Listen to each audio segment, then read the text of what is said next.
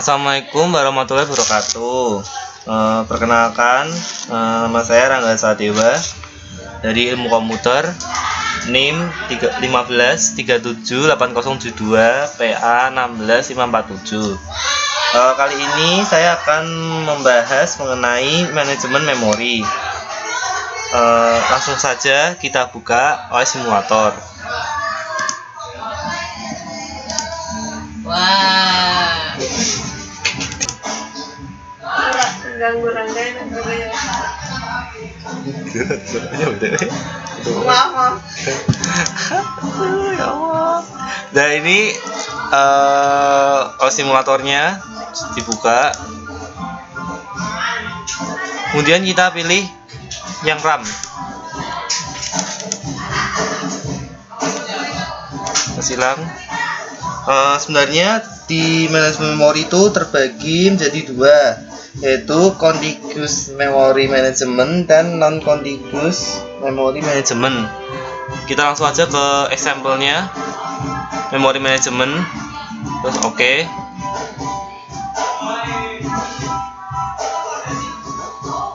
Tunggu bentar. Nah, di sini jadi buat untuk contiguous memory management itu terbagi jadi dua, yaitu fixed size partition dan variable size partition. Setiap fixed size partition itu dibagi lagi jadi dua, yaitu first adjustment dan base fit. Kemudian variable size partition itu ada defragmentation dan swap. Buat non contiguous memory itu ada dua macam, yaitu pagination dan segmentation partial allocation. Langsung saja dicontoh. Kita coba dulu yang contiguous memory management with fixed size partition. Buat pengen tahu cara bekerjanya, kita langsung play aja.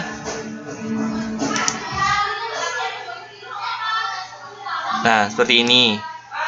Jadi sebelumnya pertama proses ID 1, proses ID itu masuk ke dalam ini address yang nomor 4 ini.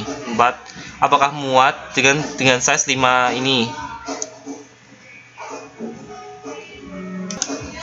Jika muat, maka dia akan langsung masuk. Nah, seperti ini. Tapi karena hanya memakan 5 saja, jadi hanya sampai di 9. Sisanya itu adalah yang sisa yang tidak terpakai ini disebut juga internal fragmentation. Jadi karena fragmentationnya pertama ini ada 14 per 4 10 dan dimasukin proses 1 yang hanya 5, butuhkan 5 tempat, maka 5 sisanya itu adalah internal fragmentation. Kemudian untuk proses kedua berkurang 10. Karena dia berkurang 10 dan dimasukkan di sini tidak cukup di address nomor 14 ini sampai 18, maka dia akan mencari tempat yang cukup. Di address 19 masih tidak cukup, sehingga dia akan masuk ke address 23. Bisa dilihat. Nah, seperti ini. Jadi dia masuk ke address 23 hanya memakai 10. Sisanya adalah internal fragmentation. Dan sebagai berikutnya, ini PID 3 ini butuhkan 3, jadi dia akan muat ke yang address 14. Nah, seperti ini adalah first fit. Udah gak jadi. Saya kepengen. Lanjut aja ya untuk proses berikutnya, yaitu contiguous memory management.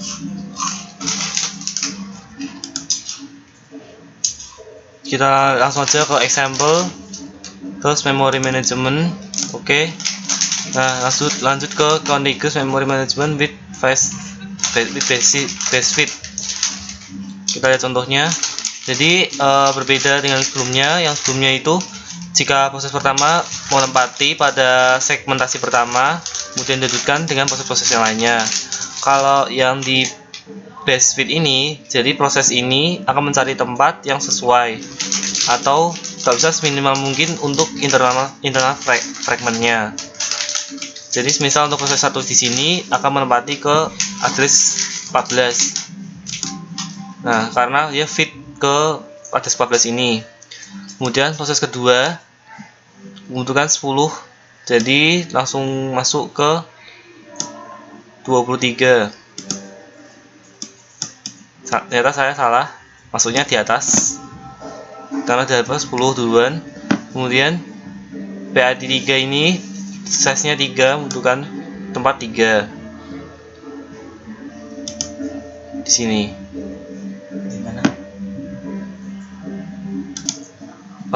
Lanjut aja untuk yang berikutnya, yaitu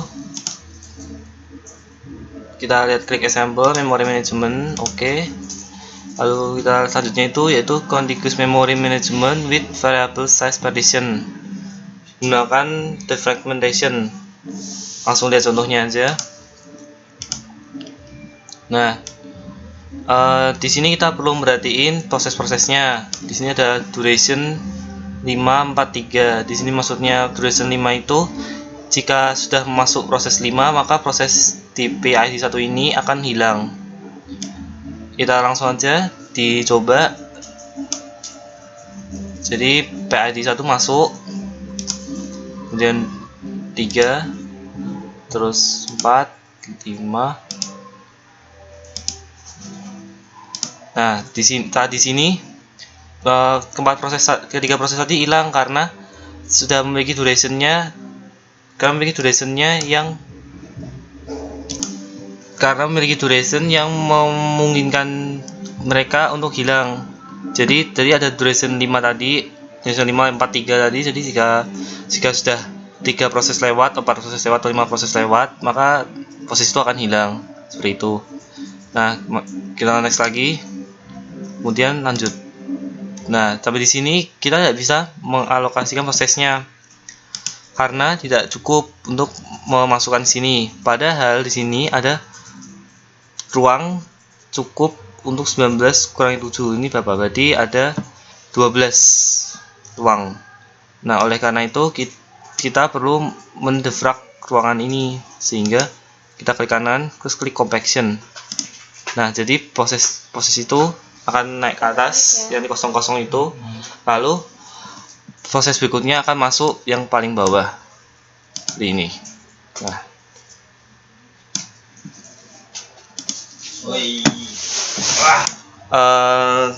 Kemudian lanjut berikutnya, example terus file management. Example memory management. Nah, selanjutnya itu contiguous memory management with variable size partition dengan metode swap. Langsung aja lihat contoh. Jadi ini banyak proses. Kita lihat durasinya itu diperhatikan. Durasinya itu unlimited. Kemudian kita jalankan prosesnya urut seperti biasa sampai memenuhi memori ini. Nah, saat sampai memenuhi memori ini, kita perlu tahu untuk menswap setiap memori yang sama dengan ukuran yang diperlukan. Seperti contoh ini, P7 ini membutuhkan size 8. Jadi kita perlu swap yang P1 ini. Kita swap out. Nah, maka P1 akan masuk sini. Nah, saat ini proses sudah penuh di dalam memori. Jadi secara otomatis akan muncul proses ini tidak bisa masuk ke dalam proses ini, sehingga kita perlu melakukan swap. Nah, swap di sini kita butuh sesuai dengan kapasitasnya yang proses yang dibutuhkan. Misal ini proses 8 ini kita bisa menswap proses 2 karena proses 2 ukurannya sama dengan proses 11 ini. Coba kita swap. Nah, jadi dia masuk ke backing store atau swap. Nah, kita jalankan proses yang 7 ini. Dan sebagai berikut, dan selanjutnya seperti proses ini juga membutuhkan size 10, maka kita bisa swap proses 4. kita masukkan. Nah, selesai.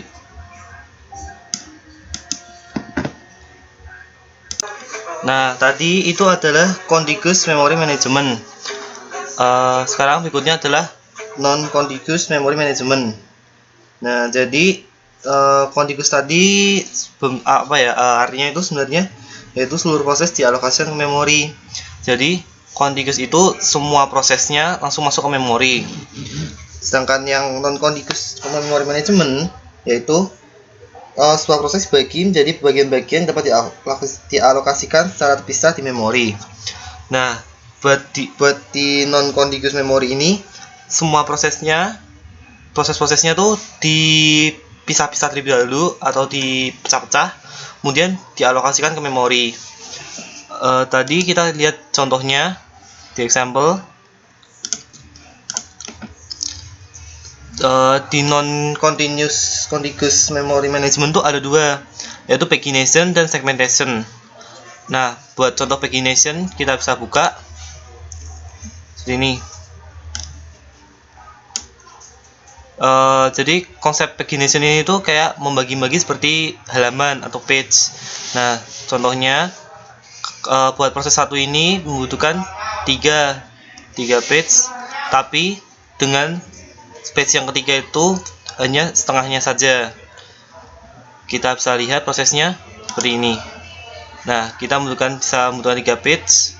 Terus tapi untuk proses yang terakhir, page-nya yang membutuhkan setengahnya saja. Sisanya adalah internal fragment. Dan seterusnya.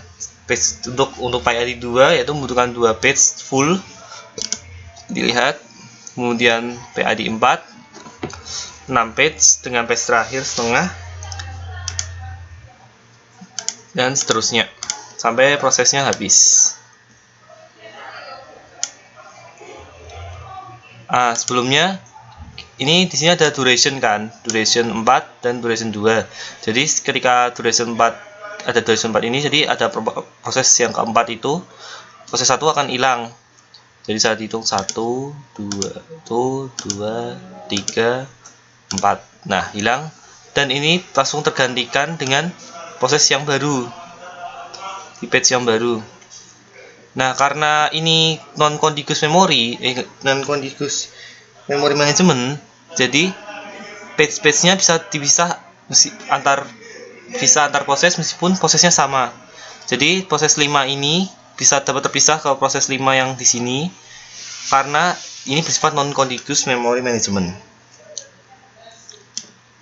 Kemudian untuk proses 6 ini buat proses 6 ini, jadi page 2 tetap dimasukin sama seperti ini. Nah,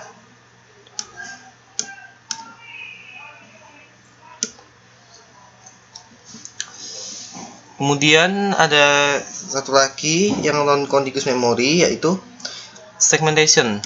Langsung ke contoh.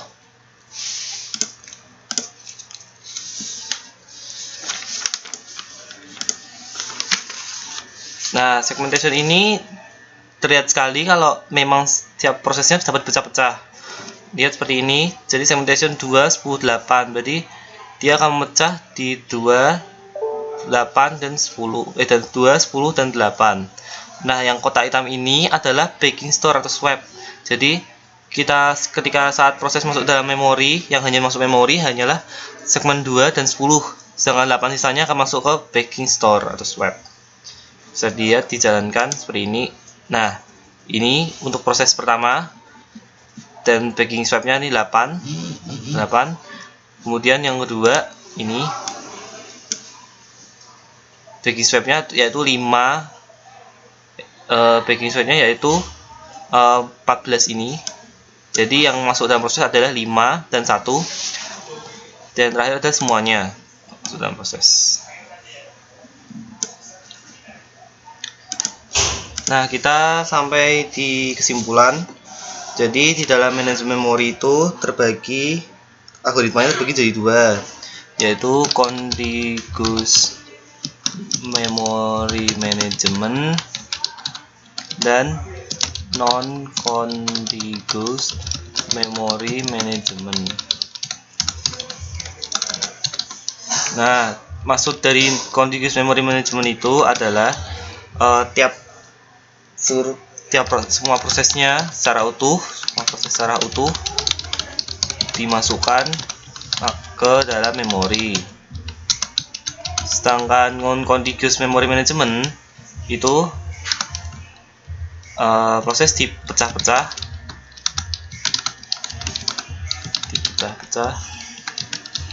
dan dialokasikan ke memori. Nah, di contiguous memory management ini terbagi lagi menjadi dua, yaitu fixed size partition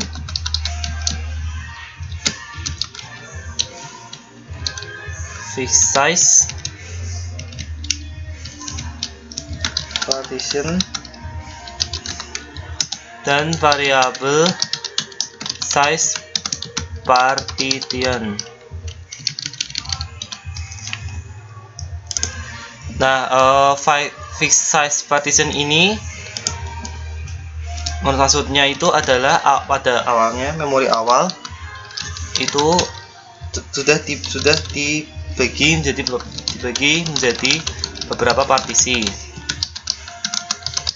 Sedangkan variable size partition itu memori awal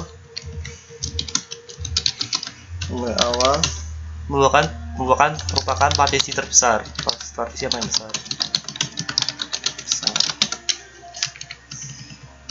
Nah, di fixed size partition ini ada dua metode yang dipakai, yaitu first fit dan best fit. Jadi first fit itu seperti yang tadi sudah dijelaskan. Jadi proses-prosesnya itu masuk terlebih dahulu ke yang pertama, apakah itu muat apa tidak. Jika tidak muat akan berikutnya dan berikutnya. Untuk best fit, proses yang dimasukkan itu harus fit minimal sama atau lebih besar, tapi jangan sampai membuat internal fragmentasinya lebih besar. Nah, di internal fragmentation sendiri itu adalah ukuran partisi yang tidak terpakai. Jadi memori yang sudah tidak terpakai itu disebut internal fragmentation. Nah, lanjut aja ke variable size partition. Itu ada dua juga bentuknya, yaitu defragment sama swap. Jadi defragment itu tuh tiap prosesnya masuk terlebih dahulu. Ketika proses penuh, maka secara paksa proses akan buang dan proses sisanya akan naik ke atas, sehingga di proses address berikutnya yang paling kosong itu ada di bagian bawah. Kemudian kalau swap adalah jika prosesnya masih penuh, maka beberapa proses akan di swap terlebih dahulu, lalu masuk proses yang akan digantikan. Jadi ada proses yang muncul itu sama dengan suatu proses yang lain yang di dalam memori, maka proses yang dalam memori itu akan di swap, dan proses yang baru muncul itu akan masuk ke proses yang dalam memori tersebut. Buat kapasitasnya harus sama tentunya, dan juga atau lebih besar. Buat non-contiguous memory management ini, yaitu proses pecah-pecah dan diawasi memori, itu juga ada dua, yaitu pagination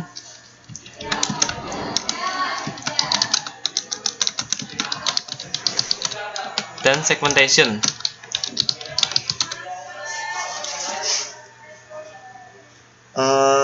Jadi pagination itu tuh, jadi memori dan proses dibagi-bagi menjadi sebuah page.